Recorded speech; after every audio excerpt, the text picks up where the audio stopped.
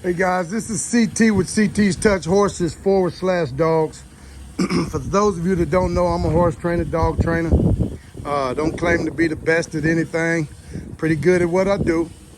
Don't claim to be the best. Don't claim to have the best. I do have a lot of good knowledge and hey Q, leave it alone, son. On training and things like that. My training it's effective. It gets the job done. And I'm going to talk about Graham and Dip.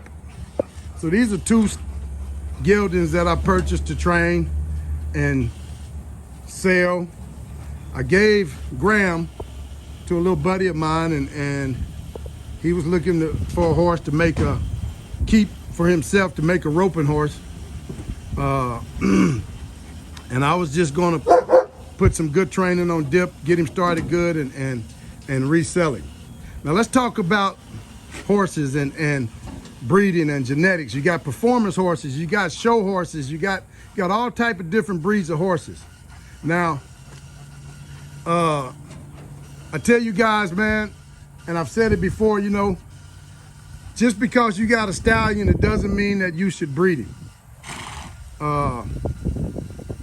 The guy that I purchased these horses off of, I've purchased horses from him before, and I've purchased coats out of Graham and Dip's mama, and pretty nice coats.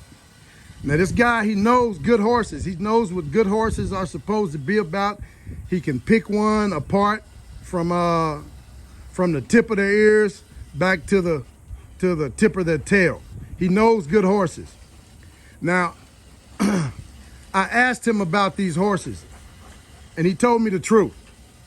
He told me that this snortiness came from the stallion, and he told me that the stallion was snorty. So I said, well, why did you breed to him? He said, man, pretty much he was desperate. He had drove a ways to look at this stallion. When he got there, he didn't like the stallion, but he bred to him anyway. And sometimes, guys, desperate situations will make you do things that you normally wouldn't do. Any other time, this guy would have never bred to that stallion. And look what it produced. The stallion was snorty, jumpy, and that's what these horses are. So the message of this one is when you're breeding animals, and not just horses, even in dogs. I tell people a lot of times, some dogs don't need to be bred. They have behavior problems, their genetics are no good, there's different reasons. Conformation problems, but they just shouldn't be bred, because all you're doing is reproducing those bad traits and characteristics. So here's a product. Graham and Dip are some products of being desperate and doing something that you normally wouldn't do. Now, I had a young lady tell me the other day, I like horses like that. I like a horse that's unpredictable. They keep you on your toes.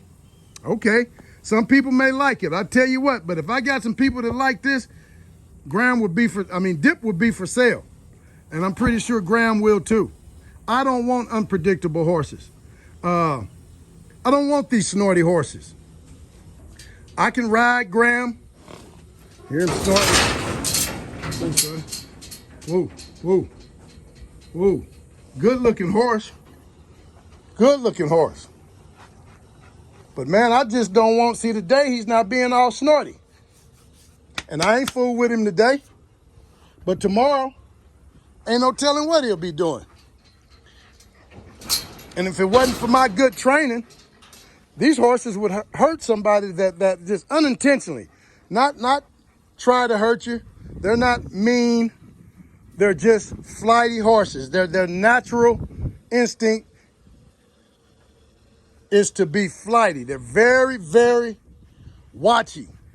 They're very, very leery. And that's just not good traits that I personally want in a horse. So guys, just because somebody got a stallion and you got a mare, it doesn't mean that they should be bred.